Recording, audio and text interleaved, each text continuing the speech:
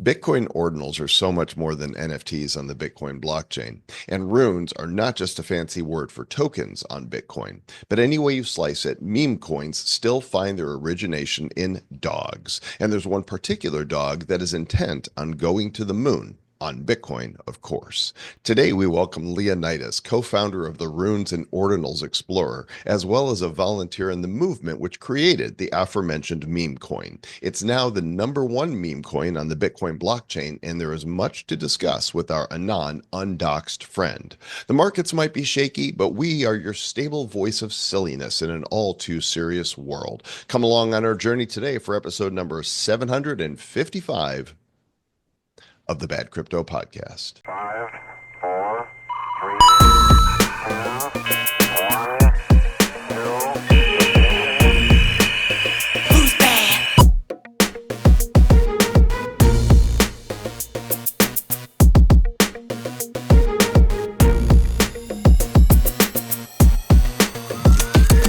How did dogs get to be the leading source of memes? I thought it was going to be cats. I really thought cats and bacon were it, but somehow in the crypto world, dogs took precedent. Well, it happened way back in the day when that lady showed her picture of the Shiba Inu, and it kind of took a mind of its own. And then somehow they said we're going to create the Dogecoin, because Doge was a joke before crypto. It was like, oh, it's the Doge. Oh, it's a cute Doge. And just kind of a funny way of saying dog. And then it just took off. It was weird how like all this time it's always a dog. It's never a cat. Yeah. I mean, and there are cat memes out there, but dog with hat, the Shiba token. Pepe, of course, is a frog. And there's plenty of kitty meme tokens out there. But dogs, let's face it, dogs are the best. Dogs are just the best. I mean, cats are fine. Cats are cute. Cats are furry. Some cats can be real vicious, but dogs are just man's best friend. Dogs can also be wolves. They can be vicious. We just, I think just over time, we just basically said, nope, we're gonna bring you along, make you friendly. We just basically made them all sweeter and nice over time. Now, cats were pretty smart. Cats don't actually even in nature, they didn't actually meow until they realized they could meow and sound sweet and then get food from people back in the day. And so they were domesticated. Cats domesticated themselves. Dogs were domesticated. Cats domesticated themselves. That's kind of how you would view that, I think. And they would come meow, and they were like, oh, it's so cute. They're like, hey, you guys, fucking yeah, dude, meow this shit, dude. They love this. Watch this. Meow. Oh man, I get free shit. Look at this. Hey guys, come on, let's meow. And they all meowed.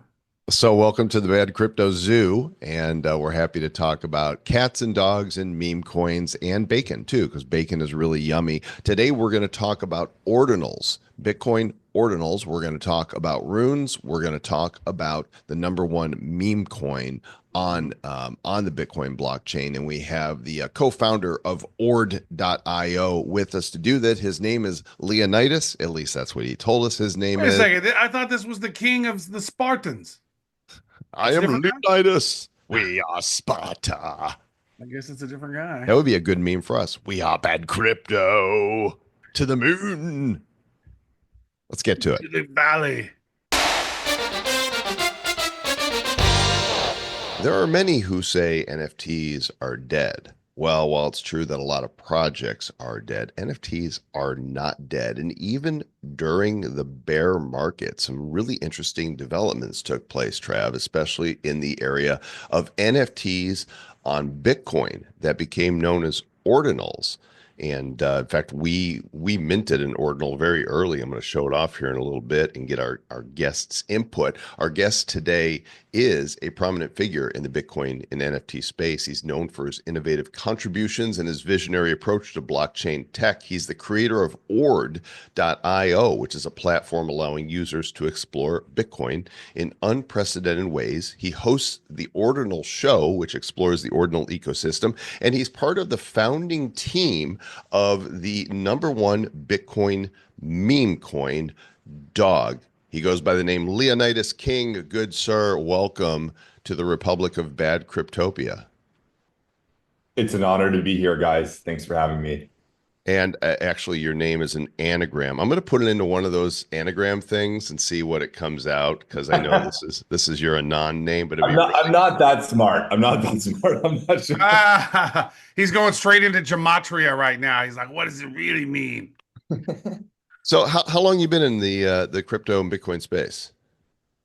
So it's now been a little over a decade. I was a freshman in college and I tried to do a little bit of Bitcoin mining, ended up just like downloading some software on my laptop, getting a very small amount of Bitcoin and was like, well, this could take a while, so I'll just buy some on Coinbase. So bought a little bit on Coinbase and then was just like really, really casual Bitcoiner for a while. And then in 2017, when Ethereum came out, I realized, hey, like I'm a programmer, I can actually like build fun stuff, do cool things, and kind of switched over to Ethereum. It was much more exciting. So kind of unfortunately ditched Bitcoin to become an Ethereum maxi. And then here we are. I'm a Bitcoin maxi again. Made my way back over now that there's, NFTs, meme coins, DeFi, all the fun stuff has made its way back to the mother chain. That's great. And so, for those of you who don't know, that the name, I guess, is inspired by the movie 300, right? Wasn't that dude's name? In 300? Absolutely. Yeah. Absolutely. Yes. Are you ripped like that? That's why you don't want to show because you don't want to like make everybody embarrassed about your 8 pack of abs. Exactly. I'm just Gerard Butler, like ripped all the time on Zoom, no shirt on. That's great. So you've had conversations with Casey Rodomar.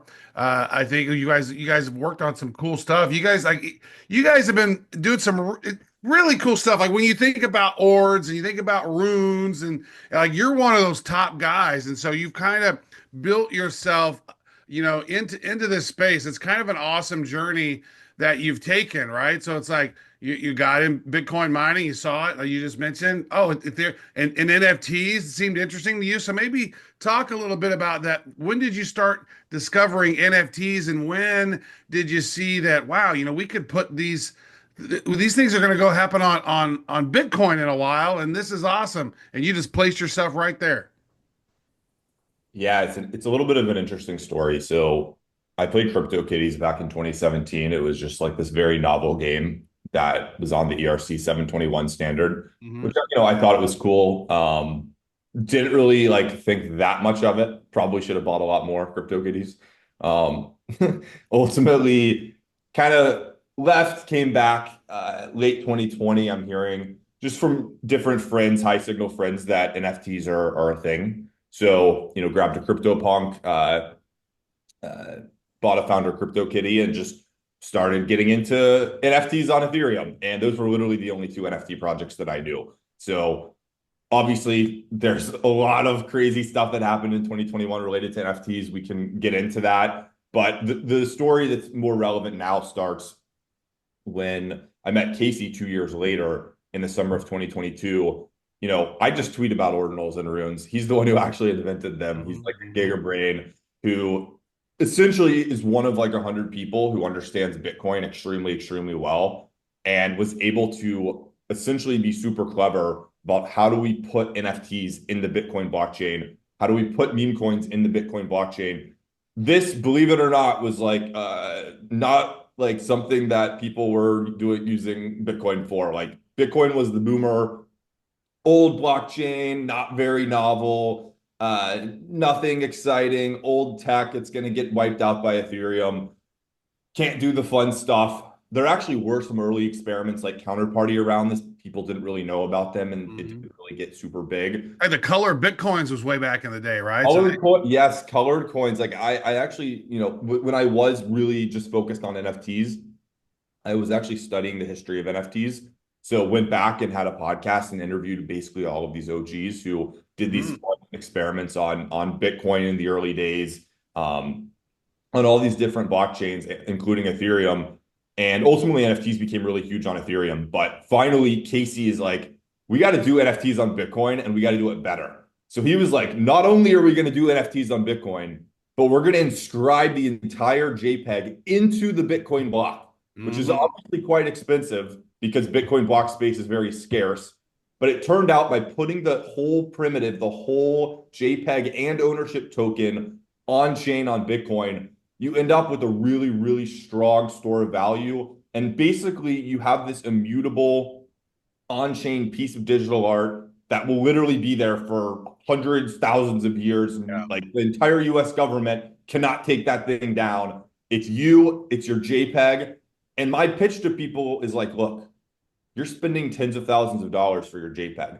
Why the hell would you buy it anywhere else than having it be secured by this blockchain that has, amazing amount of hash rate securing it, very decentralized, totally immutable, and the actual JPEG is there too.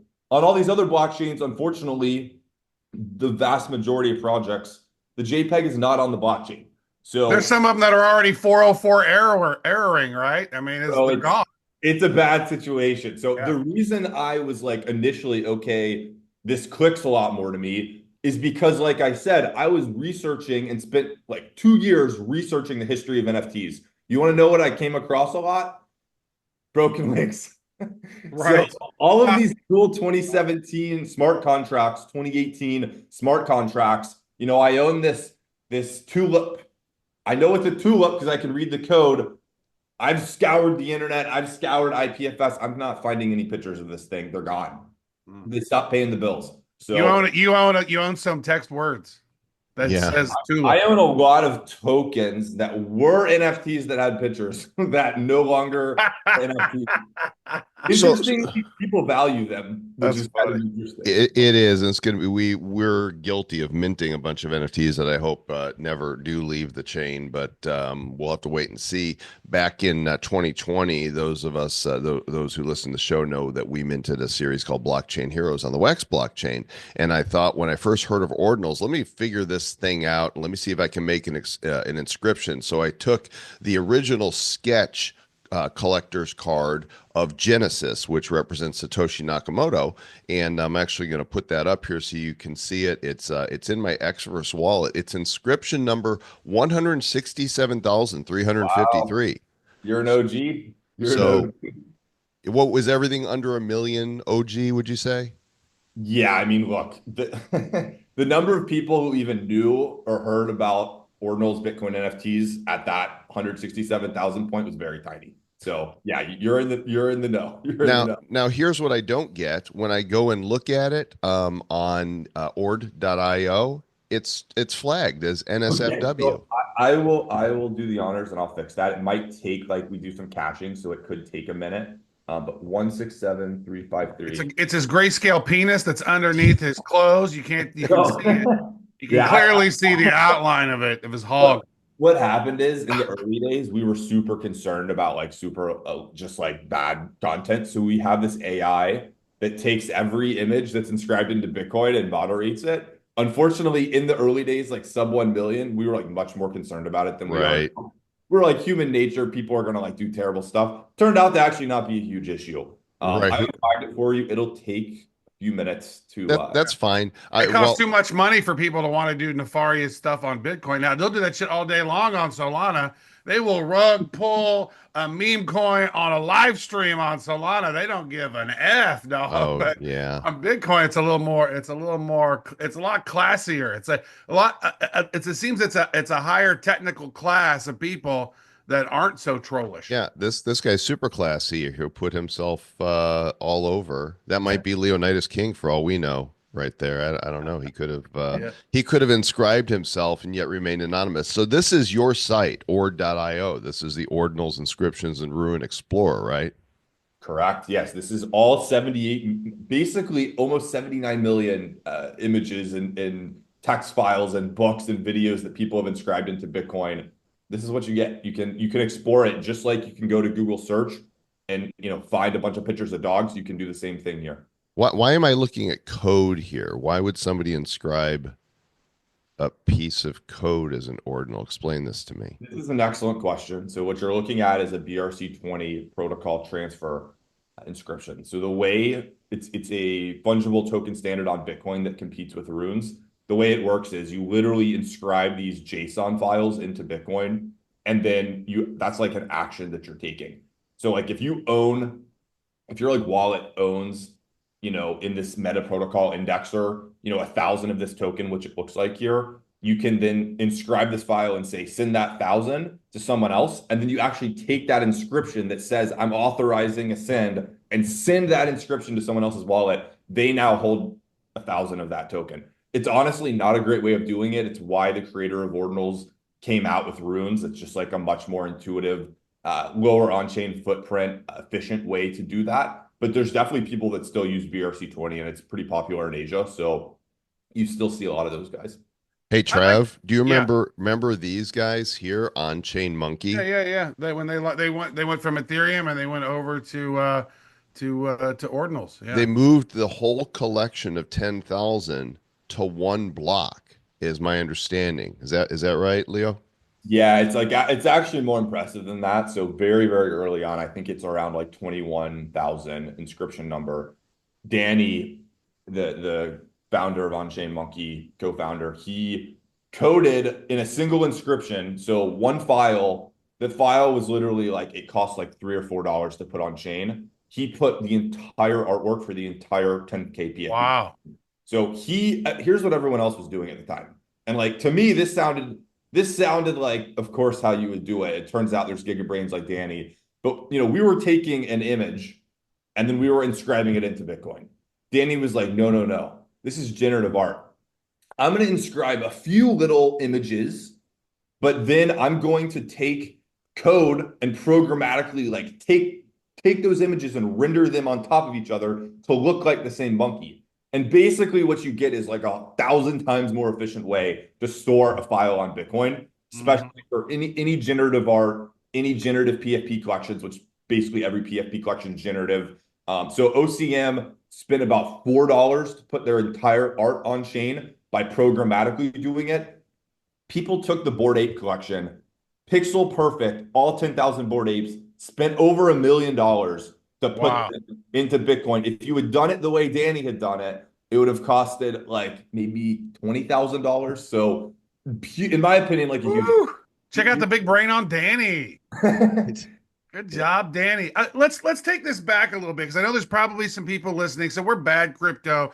We like to explain it to people in a way that they can understand because we've always liked to teach people how it is. And so explain the ordinal because it has this ownership token and then it has that digital art file. And so if you could maybe explain it like they're 12 years old, because and then how does that necessarily work? Because they get inscribed on a Satoshi, a sat, and then there's rare sats. And so I think this is confusing to some people. Yeah, so the first thing I like to say is if this is confusing for you, then probably just think of these as Bitcoin NFTs.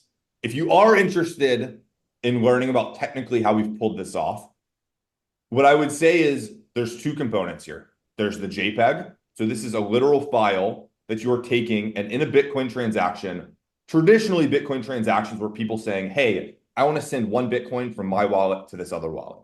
And then that little message is stored in Bitcoin. It turns out Bitcoin is just a database, right? Now, if we take a JPEG and put it in that transaction instead, this is not necessarily what people were using it for. It's now more than half the activity of Bitcoin.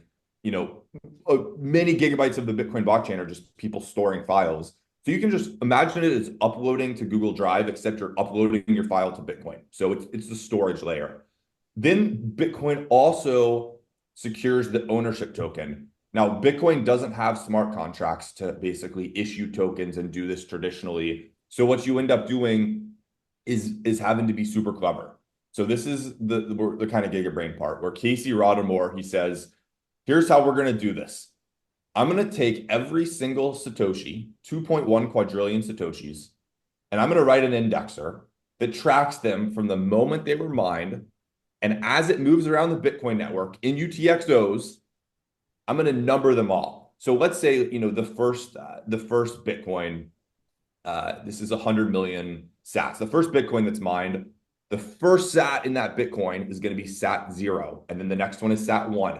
And then now if you look at the sats, there's, millions of Bitcoin that have been mined. They have very long numbers. Like this one on your blockchain hero is like 1627658847, blah, blah, blah, blah. Okay. So we have 2.1 quadrillion sats on Bitcoin. He has an indexer that uniquely numbers every single one of them. And each sat, you can search a number and see which wallet it lives in. Now, the reason this is important is because now these are individual ownership tokens. Bitcoin is not just this fungible currency, but in fact, you can click that if you want and see. So you can see it's a 2017 sat. So now you can own individual sats and collect individual sats.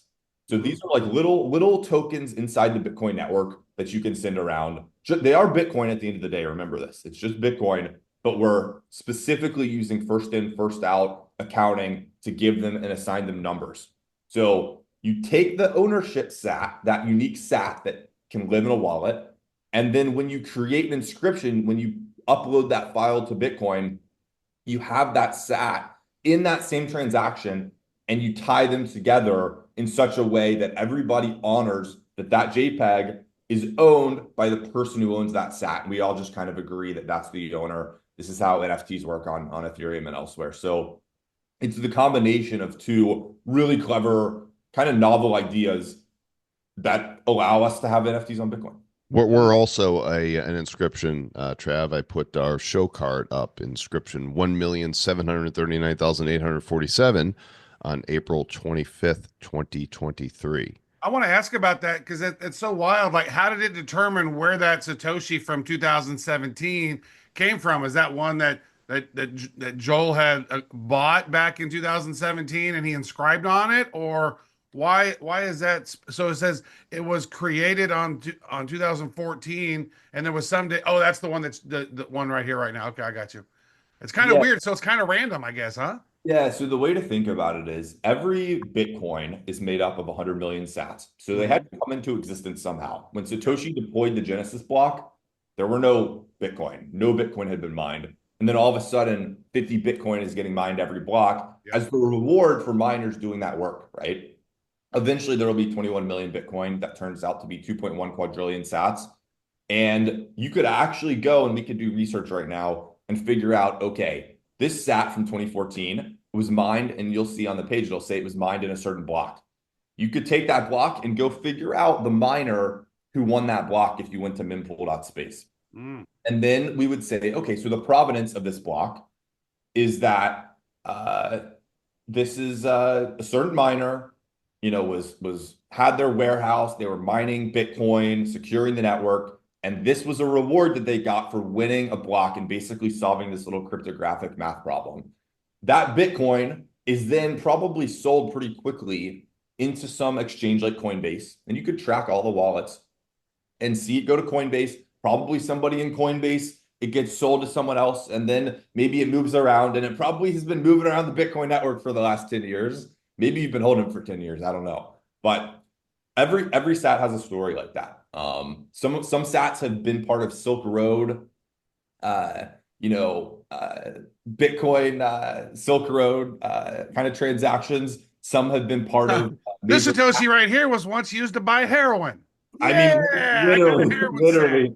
And we actually, so one of the things that we're kind of known for on our Explorer is that we were the first ones to assign these unique little kind of historical, we call them attribute icons, to inscriptions that are on attributes. Nice. Attribute. So like if you own an inscription that was inscribed on a sat called a pizza sat, which means it was this guy paid 10,000 Bitcoin for these two Papa John's pizzas. Literally those sats have then now been spent all over the Bitcoin network. They're actually pretty cheap because there's so many of them. And you can go buy them on these different sites and then inscribe on them. And so is that where those pizza ninjas came from? Because the pizza sat, dude, that's genius right there. I had never thought of that until that moment right then. That is genius. Yep, 100%. And of course, there are now marketplaces. Magic Eden is just one of them. Lots of, I think there's 7 or 8 main ordinal marketplaces where people are buying, selling, trading. And thanks for fixing the NSFW inscription there. You could see he's so indecent, bringing liberty and autonomy to the world with his magical Bitcoin. So it's kind of cool that we're a piece of history there. Let's move on to meme coins on Bitcoin, though, because there's this little coin out there called Dog. Woof. And this is a community-driven meme coin with one mission: dog go to the moon. That's the website, dog go to the moon IO. And you had a hand in bringing this project forth to the community.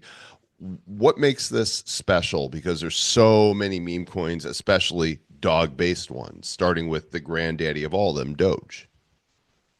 Yeah, it's a great question. So there's a couple aspects of dog that I just think like we're all super proud of as the dog army. And one of them is that we're the number one meme coin on Bitcoin. We're the dog coin of the largest blockchain in the world.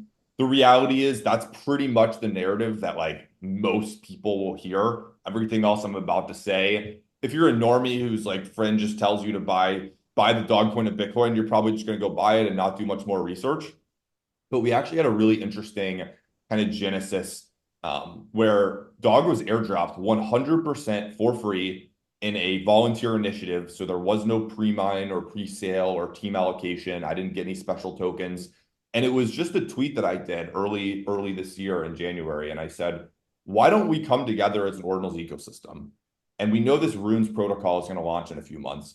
Let's pool some money together and let's create a meme coin, make it a massive meme coin, airdrop it to ourselves, airdrop ourselves $1 billion of value. And that's what we ended up doing. So bunch of different companies, bunch of different whales, people from Asia, people from South America, everyone pitching in to basically create this dog token.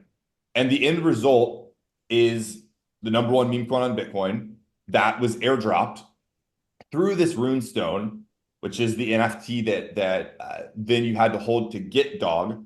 And that runestone NFT, we inscribed it into Bitcoin. It was the largest file ever inscribed into Bitcoin and the largest Bitcoin block ever. Mm. And that file, it was one per wallet. So this is really important. Most airdrops, they're rewarding whales, right? They're giving extra to the friends of the founder. They're giving extra to influencers to tweet about it.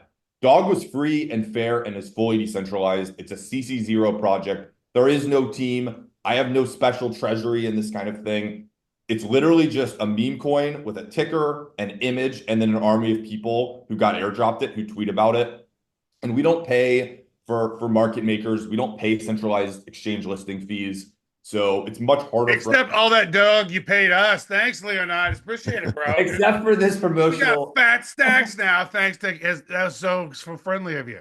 Exactly. So the bottom line is we airdropped together a bunch of meme coins to ourselves, and people really like that because they're used to basically everybody getting, retail only gets to have access to it once, maybe the kind of influencers have already gotten to buy it and the VCs have gotten to buy it and the 10% is going to be sent to the centralized exchanges and all that deal making happens before normal people just get to buy it. In this case, if you participated in Ordinals, there were 112,383 wallets that were identified. You got one runestone, which gave you about $6,000 worth of dog. Every single person got $6,000 worth of dog that literally people who just spent $5 tinkering around with Ordinals, as long as you had 3 inscriptions in your wallet. I only did one. I'd see had I known. Why didn't you write me and say, hey, do 2 more inscriptions because we're going to do this awesome airdrop?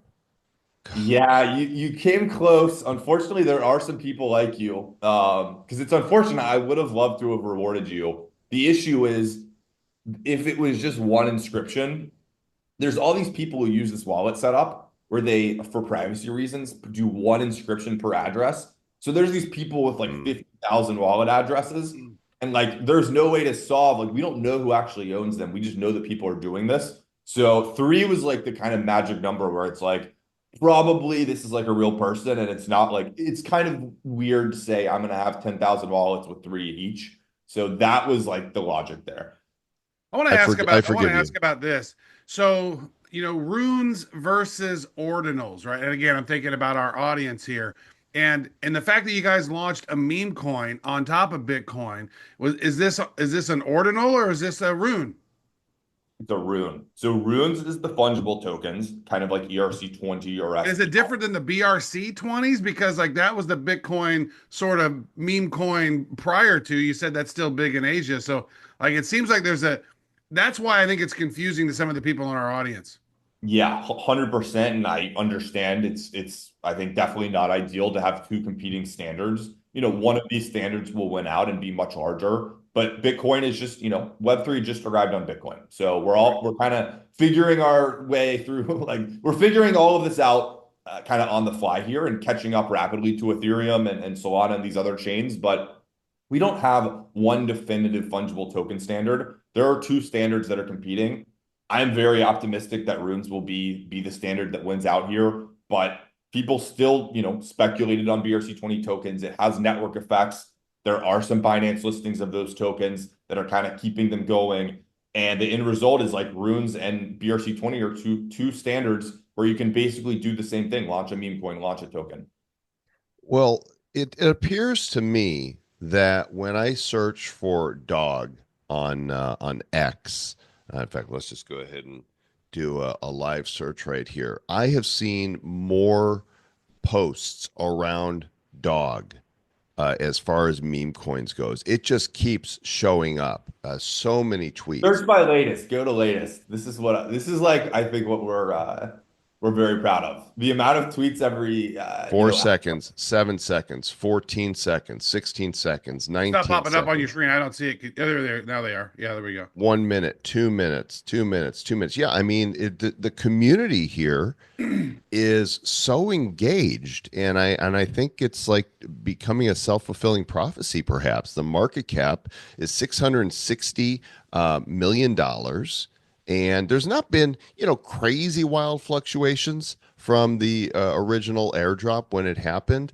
But when I look at the markets, I see that there's no T1 markets in here. You're not on Binance, you're not on Kraken, you're not on KuCoin, you're not on any of the biggies. And how come you're not Yeah, on it Coinbase? seems like that's a no-brainer when that happens, right? It seems because I mean, Coinbase just yesterday said, "Oh, we're gonna have Modang's gonna come on and Mog and some," but dude, come on, you don't want the number one on Bitcoin because here my thought on this, Leonidas, and you obviously know you're in it, is that, dude, once the normies go, oh, okay, oh, meme coins, what meme coins are on Bitcoin? Oh, dog, okay, let's get that one. It seems like that's what they're gonna do, right? So where is it? Yeah, yeah. Look, this is like the no pun intended, $100 billion question. Like, how do we get listed on these exchanges? We're not paying listing fees, right? So, it's a little bit harder because of that. But what I like to say is, look, we have built the fundamentals and just crushed it on two really important things. The narrative, the dog coin of Bitcoin, airdrop for free. Like Yeah. you can't really get a better meme coin narrative. It doesn't exist. Mhm. And then you've got a community of these lunatics who are on Twitter like every 10 seconds tweeting about dog. Somebody literally did an analysis a week ago when this radar feature on Twitter came out. You can search for different of these little cash tags that's like $dog, $Doge. All of the top 15 meme coins were searched. And then dog was literally the most talked about meme coin on Twitter. It was the most of these little cash tags. We have this like very, very loud, very strong community. So where we're like very much not doing well and need to, have room for improvement, I would say, is getting buy buttons in front of people. We need to get in front of the 200 million Binance users. They need to have a button to buy dog.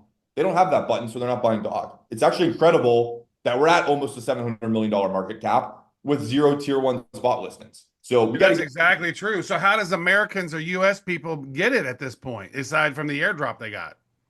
Yeah, so basically, and I'm not advising people to do this, but some people will get a VPN and sign up for these kind of foreign exchanges that aren't allowed for Americans. What I recommend people do if you're in America, you just go download X First Wallet, download a Bitcoin wallet, do it the real way. Own your own dog. Buy Right. on a decentralized Bitcoin Mhm. exchange. So that's like a really awesome way to onboard people to Bitcoin. I found actually There like you the go. fact that Oh yeah, that's great. the fact that we You don't just have. swap it like it's a Uniswap kind of a feature. Yeah, exactly. It's like it's really, really it's you're gonna have to like what people don't like about setting up a new wallet is they have to like store their passphrase and stuff. But once you get some Bitcoin in there, you have to send some Bitcoin in, you got to store your passphrase safely. once you've done that, it's super easy. You'll have And I've dog. used it. It is real easy, and it's where I keep my dog, and my ordinals are in that wallet. I actually got an ENS. What do they call it? A BNS name, Bitcoin name server. And my wallet is called badcrypto.bns or BTC rather. So that's pretty cool. That Where'd you get that, by the way? How do people do that? I can't remember how did I get that username for my wallet? Yeah, so I Is it an believe X feature? it's through an L2 called Stacks. So I Ah, don't think it's an L1 thing, but yeah, they have like it's actually interesting. Like the guy who created Stacks was creating, basically on this blockchain called Namecoin. He was creating like these domains and like user profiles on chain. It's like one of the first Web3 use cases of crypto. You need, he was creating this stuff like over a decade ago. And then that system for those domain names still persists today, and kind of lives on through this L2 that he created.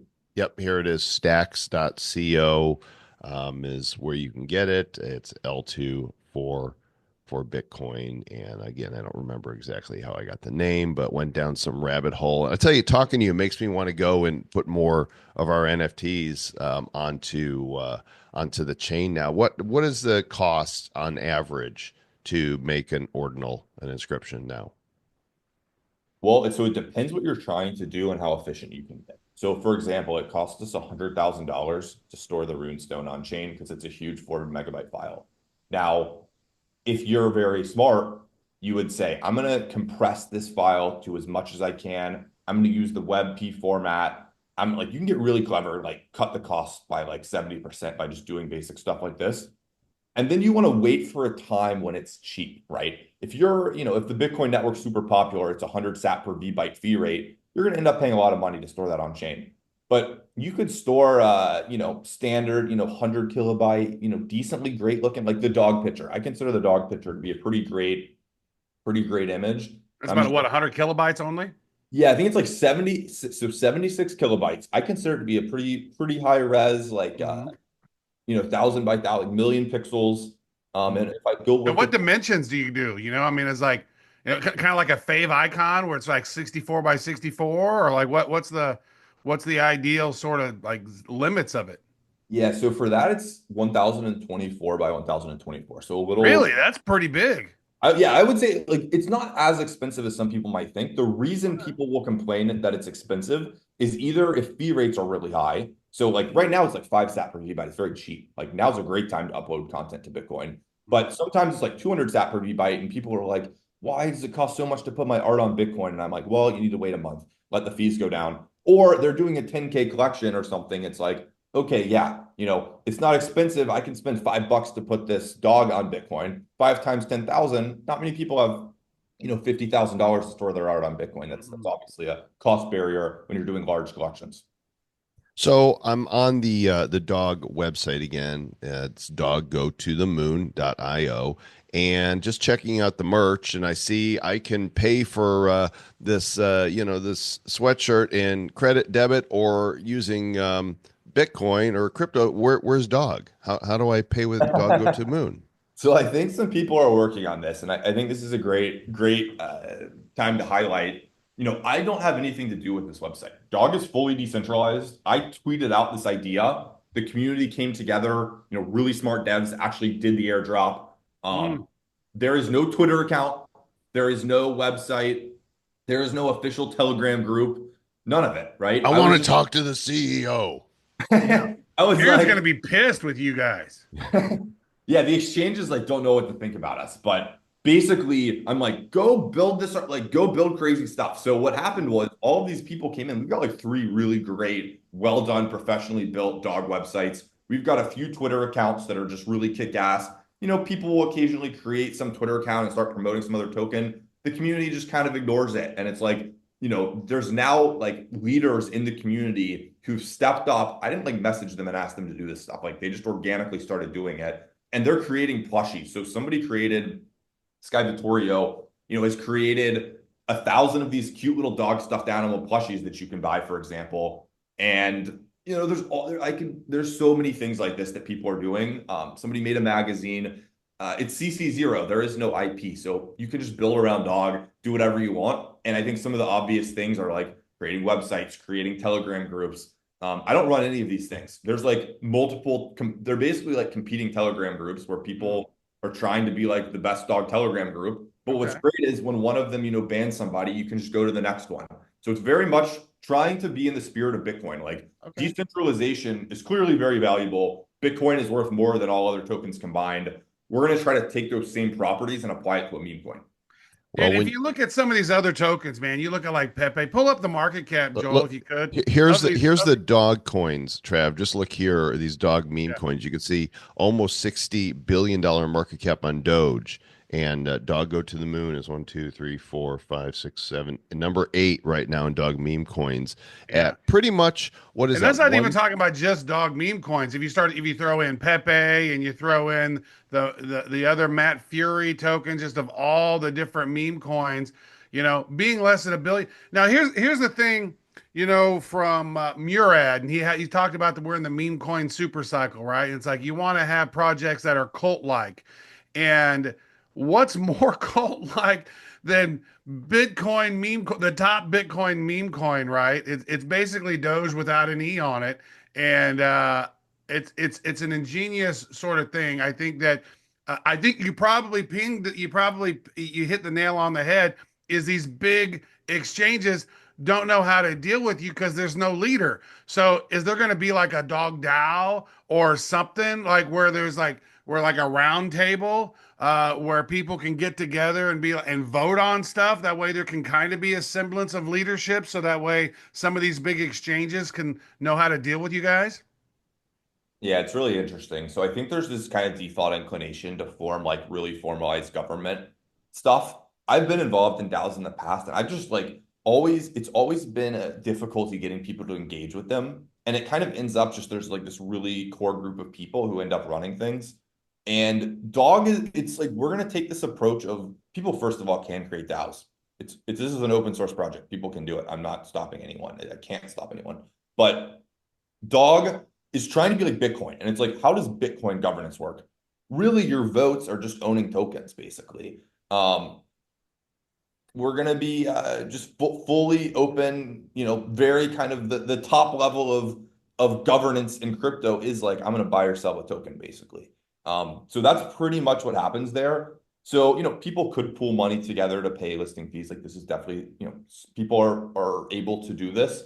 But in general, we're just like, look, it would be a real shame if like a bunch of these like $15 million meme coins get listed on Binance and then they just never list a $700 million meme coin.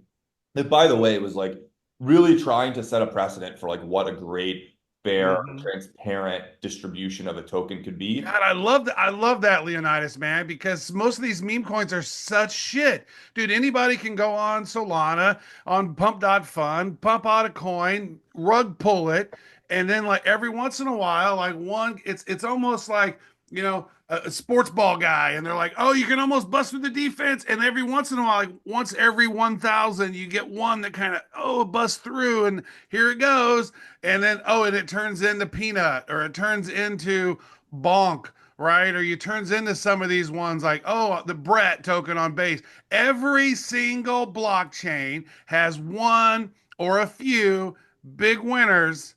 And it seems like to me, you guys out of the chute, Bitcoin dog, right? You guys are killing it, and it's not listed anywhere yet. So that just seems like, dude, there's such an opportunity, because once this does get listed on Coinbase or Binance, and have you talked with anybody there? I saw you guys were having you kind of did a public thing to, dear Brian Armstrong, WTF, LFG, let's go. What's the deal? And so, I mean, are you guys having? I guess there's not even anybody who can have conversations with them. Yeah. So just to be clear, like, I'm just a volunteer, community leader in this. So I definitely. It sounds like everybody's like that. There's everybody's like that, and like seriously, so funny, there's people that are not me that have on their own started conversations with different listing teams. I'm in Telegram groups with most listing teams. I've helped to get tier 1 exchange listings. I've advocated for Dog.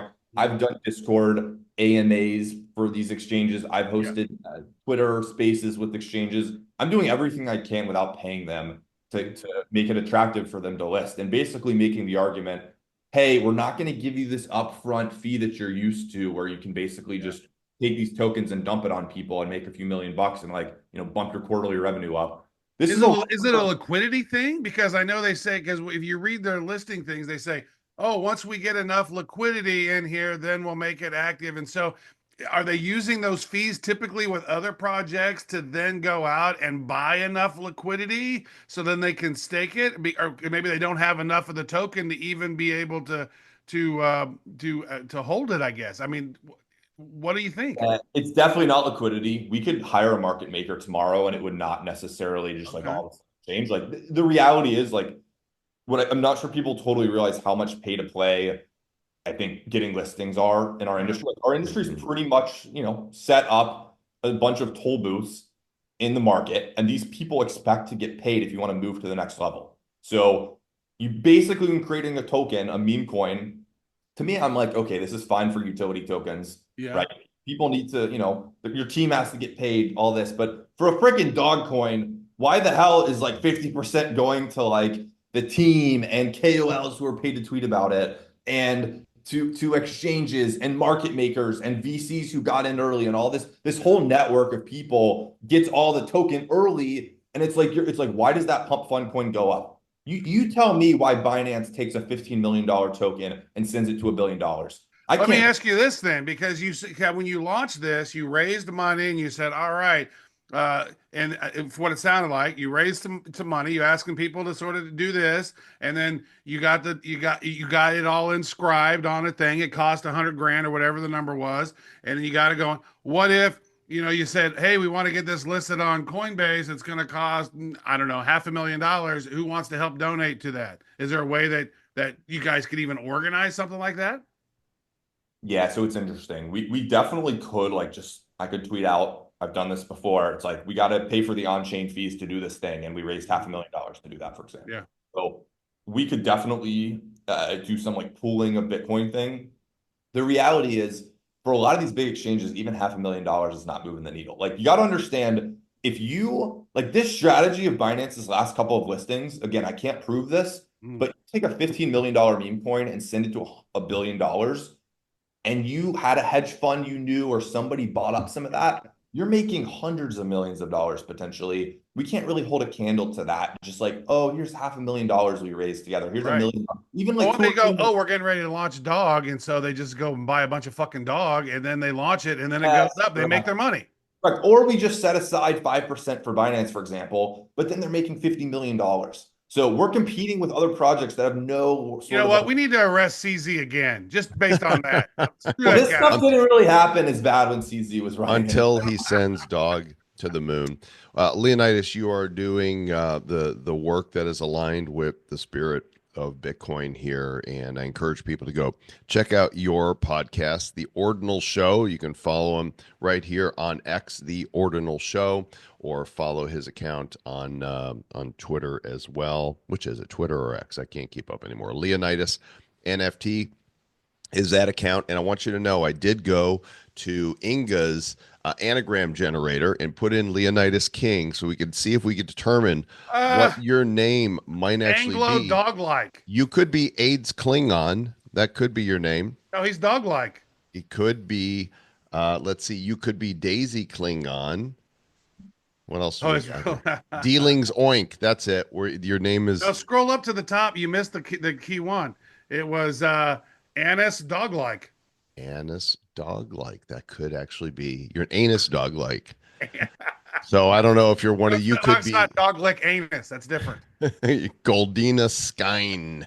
Hey, it's Goldina Skyn. Anyway, man, thanks for coming on. And full disclosure, I did buy some Dog to the Moon. I've got a friend here in Puerto Rico that in our crypto group keeps talking about it, and I was finally like, all right, I'll look at this thing. And I was persuaded to put some in my bag. And then he said, hey, you should reach out to Leonidas. So here we are. There you are. And thanks for coming on today, man. I hope that dog does indeed reach the moon and beyond. When we go to the moon, I'll have to come back on, okay? Yeah, definitely. Awesome. You know what? Because it's like the all-time high was like 9/10 of a penny, and now it's sitting at almost 7/10 of a penny. So you're not even at the all-time high. And here's Bitcoin nearing its all-time high, And you did do a little pop since the election. Looks like from the election, it was about what? About four tenths, 3.5 tenths of a second of a penny, and then pop. And so that's good. It's getting close. It would seem to me that once one of these exchanges get it, they're gonna rock and roll. So it should be fun, dude. Congratulations on it, man. We're really pleased chatting with you. We've connected on X for a long time, and so it's great to finally meet you. You're a wealth of knowledge, and thanks for all you're doing for the industry and helping move this thing forward, brother. We are at the mountaintop, and we are going to the lowest of the low. We are going to the canyon. I think we've just been to the canyon. We've been to the highest of the high. We've been to the canyon. And are we on the moon yet? By the way, the interview with Leonidas was recorded last week, and since that time, time stamping this release now when we're preparing for the show to release on the 11th of December. Dog hit its all-time high. It was approaching its $1 billion market cap. It wasn't quite there yet. And then yesterday we had the crypto crash and everything fell out. I mean, as of our recording right now, Bitcoin's somewhere around 95,000 and all Oh of my the God, altcoins. Bitcoin crashed all the way down to 95,000. The altcoins took the worst of the brunt. I mean, we're talking 10, 15, 20% in some cases for altcoins. You know, So this is just the post end of the year. People are taking their profits. They're going to go on some vacations. They're going to ramp up, and it's basically the market's taking a breather before the inauguration. It seems to me, and it was a big dump, bro. Because if you look at it, the market cap on the December 8th got up to 3.895 trillion, so almost 3.9 trillion dollars, and today it's 3.45 trillion. So it did take a $450 billion haircut. You know, if you look at every bull run, like if we go to the 2021, and I'm going to zoom in a little bit here so we can get a better view of what happened there, you will see multiple times on its way up, ba-boom, like that, and then you're up here, and then you're down here. Bitcoin went from 60 to 40K. Or 50 to 40K, that is a 20% drop that it had right there. And then up here, it gets up to, what is that, 55, 56, and down to 49. Then you're up here, and it goes from, what is that, 61 down to 50. And this is still before it hits the all-time high. Look at this, Trav. It goes from about 59 and almost in just a few days goes down to 35. So this is all part of what happens when you are in a bull market. You go up a whole lot and then it corrects and comes back. Look how many corrections we had there. 1, 2, 3, 4, 5, a big one. And then on top of that, another correction, 6, before it started its way back up, and then another big correction before we go up to the all-time high. So you can expect this multiple times as we are on the march to new all-time highs. And that's just Bitcoin. If you look at the total crypto market, it wasn't quite as crazy as Bitcoin was, but the last Bitcoin cycle was so weird because it was like in April of 2021, then it hit almost 60,000, and then it dipped all the way down, as you mentioned, down to 30,000. That was a 50% haircut, and then it marched all the way back up to 69 something, and then boom. From that was on November 4th, and then it was just, as you mentioned, dude, it was just so quick. Within a month, it was down to 50. Boom, boom, boom, boom. Dude, this So looks within like 2 months, it went from 69 down to 36. It did a little pop, pop, but then it was done again. Blah. this looks pretty dramatic to me. This is the total crypto market cap. It was 2.5 trillion here, and then just a few Oh, that days was big. later, That's a big haircut right yeah, there. 1.6. So I think that Bitcoin is just the indicator. But when Bitcoin goes, everything goes, especially the alts. But remember, when the move down is big, it means usually that the move up is going to be bigger. So don't panic. This is the Bitcoin, calm before the storm, baby. Dude, like now all the crypto friendly people, they're not even in office yet. right. It's They're not not even even in happened. office yet. They're like, this is like the calm before the storm. This, like, all of this shit that's happened right now is just like post-election euphoria. But the implementation of that stuff happens in January and February. You're going to start seeing more stuff popping off. I think you're going to start being really cautious.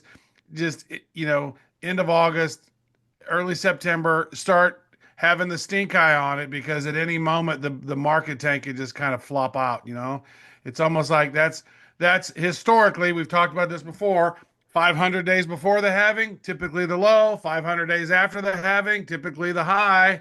That puts us right at about September 1st, give or take 2 or 3 weeks on either side.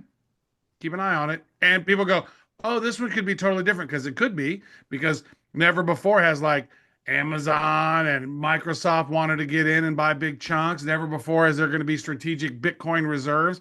And if there's strategic Bitcoin reserves, how long until there's strategic Ethereum reserves, strategic Avalanche reserves, strategic Pepe reserves? Seems You pretty never know. strategic to me. Never know. And next week, we've got a very important episode for our US listeners. Everybody's going to want to listen because we're funny as hell anyway. And Sometimes. charming and handsome. And, well, always that.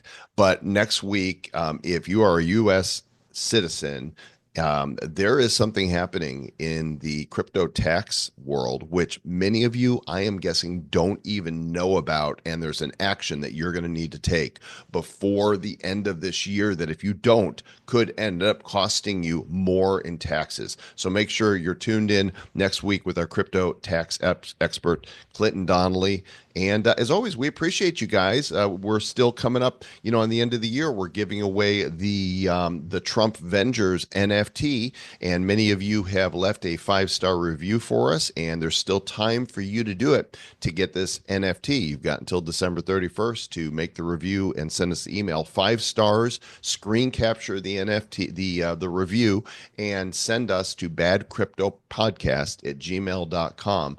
That review along with your Ethereum ERC20 wallet address, and we will put you on the list to receive the very cool NFT that Sir Lord Travis, along with the help of AI, has concoctified. Yeah, it's pretty cool. It's a good one. It's pretty fun.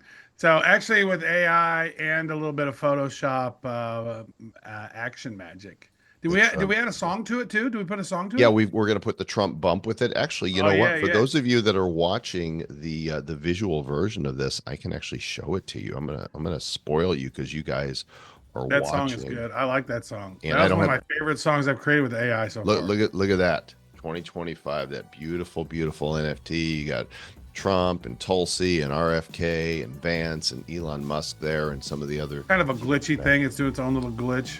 It's a glitchy but not bitchy. It's true. There you go. Hey, thanks again. We appreciate you guys. We'll catch you next week. Until then, please stay bad and dog go to the moon. Woof.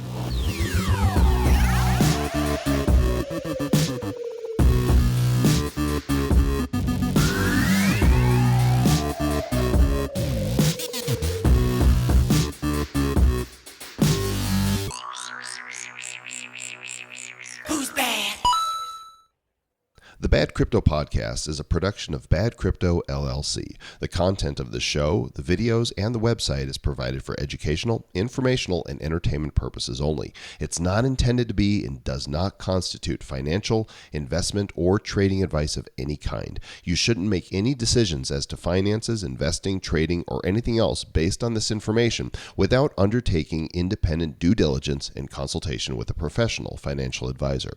Please understand that the trading of Bitcoins and alternative cryptocurrencies have potential risks involved. Anyone wishing to invest in any of the currencies or tokens mentioned on this podcast should first seek their own independent professional financial advisor.